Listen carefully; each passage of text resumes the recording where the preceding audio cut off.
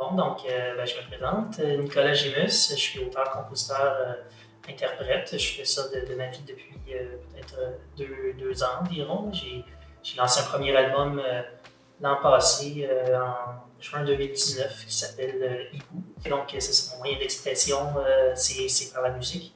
Et je dirais que ce qui me distingue en tant qu'artiste, moi, je suis quelqu'un qui a une démarche beaucoup sur la recherche intérieure, l'introspection. Donc, c'est plus une recherche, une quête d'authenticité, tout ça. Je dirais que c'est le fondement de ma démarche. J'ai des spectacles qui s'en viennent. Normalement, s'il y en a qui sont intéressés à aller liker ma page Facebook, tout ça, tout est indiqué là. Et ensuite, normalement, j'ai une tournée en Europe en mars 2021 d'un mois. Il est disponible dans la plupart des magasins, puis il est aussi disponible en ligne, évidemment, sur les plateformes numériques, sur iTunes et tout ça.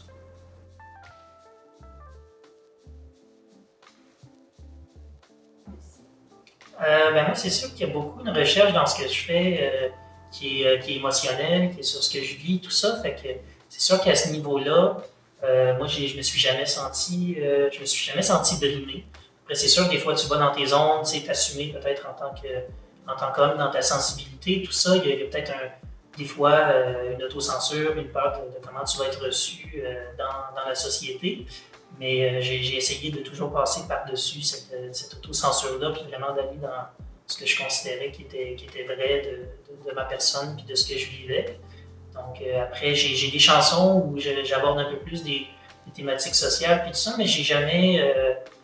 en tout cas, moi, je me suis jamais interdit d'aller à un endroit où je sentais que j'avais pas le droit d'aller dans ce que je voulais dire.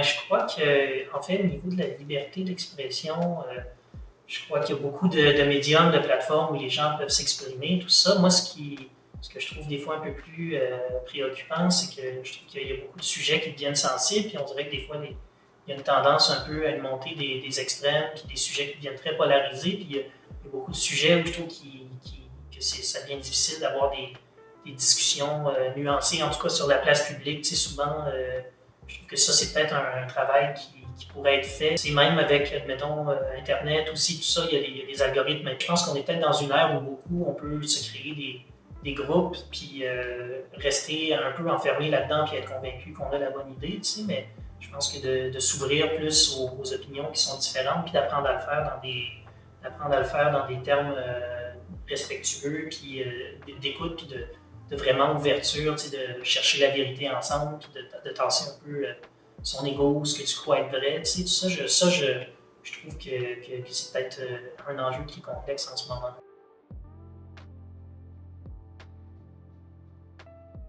Je vacille un peu dans cette question-là, parce que d'un côté, tu veux pas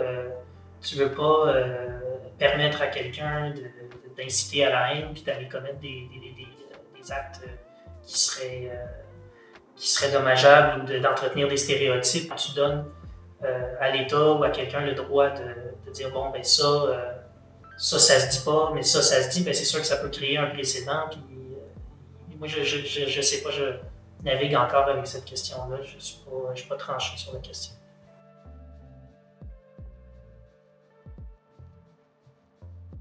C'est sûr qu'il y a encore des dictatures, puis des États qu'on voit qui se radicalisent. Puis, donc, c'est sûr que je crois qu'il y a encore énormément de chemin à faire. D'un côté, c'est un agent de libération, puis d'un autre côté, je pense que c'est vraiment une arme qui est à double tranchant. Tu sais, c'est sûr que ça te permet de communiquer, ça enlève un peu la notion des fois de frontières, tout ça. Tu peux communiquer avec des gens un peu partout sur la planète, voir comment ils vivent ça, puis c'est assez accessible, tout ça. Mais après, oui, comme j'expliquais, tu sais, les côtés des algorithmes, tout ça, qui vont toujours t'amener à